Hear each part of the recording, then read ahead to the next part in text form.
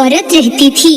वह रोज इस दृश्य को देखकर बहुत ईर्ष्या करती कि इसका कोई नहीं है, फिर भी इसे खाने के लिए खिचड़ी मिल ही जाती है। एक दिन कार्तिक महीने के स्नान के लिए बूढ़ी औरत गंगा में गई। पीछे से भगवान कृष्ण ने उसके लिए खिचड़ी का कटोरा रख दिया। जब पड़ोसन ने देखा कि खिचड़ी का कटोरा रखा है और बुढ़िया यहाँ नहीं है, तब उसने वो कटोरा उठाकर घर के पिछवाड़े फेंक दिया। कार्तिक स्नान करके जब बूढ़ी औरत घर आई तो उसे खिचड़ी का कटोरा नहीं मिला और वह उस दिन भूखी ही रह गई। बार बार एक ही बात कहती रही, कहाँ गई मेरी खिचड़ी और कहाँ गया मेरा खिचड़ी का कटोरा।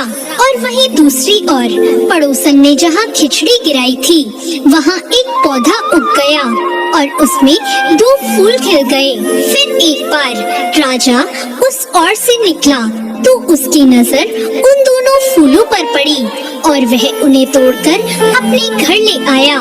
घर आने पर उसने वो फूल रानी को दिए, जिसे सूंघने के बाद रानी गर्भवती हो गई।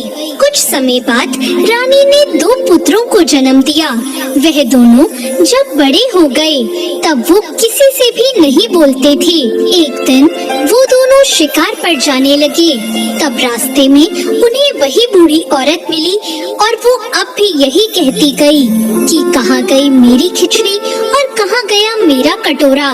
बूढ़ी औरत की बात सुनकर उन दोनों ने कहा, हम हैं तेरी खिचड़ी और हम ही हैं तेरी बेला।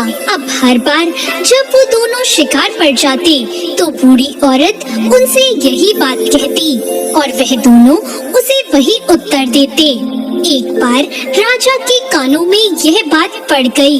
ये बात सुनकर राजा को बड़ा आश्चर्य हुआ कि उसके दोनों लड़के किसी से नहीं बोलते, पर ये बुढ़िया से कैसे बात करते हैं। और यही सोचकर राजा ने बुढ़िया को राजमहल बुलवाया और कहा कि मेरे दोनों लड़के किसी से नहीं बोलते, ये तुमसे कैसे बात करते हैं, मुझे बताओ। बुढ़िया ने कहा, महाराज मुझे नहीं पता कि ये मुझसे कैसे बोल लेते हैं। मैं तो कार्तिक का व्रत करती थी और भगवान कृष्ण मुझे खिचड़ी की बेला भरकर दे जाते थे।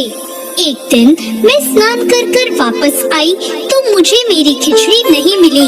जब मैं कहने लगी कि कहाँ गई मेरी खिचड़ी और कहाँ गया मेरा बेला, तब इन दोनों लड़कों ने कहा कि तुम्हारी पड़ोसन ने तुम्हारी खिचड़ी फेंक दी थी और उसके 2 फूल बन गए थे। वह फूल राजा तोड़कर ले गया और रानी ने सूंघा तो हम दोनों लड़कों का जन्म हुआ। हमें भगवान ने ही तुम्हारे लिए भेजा है।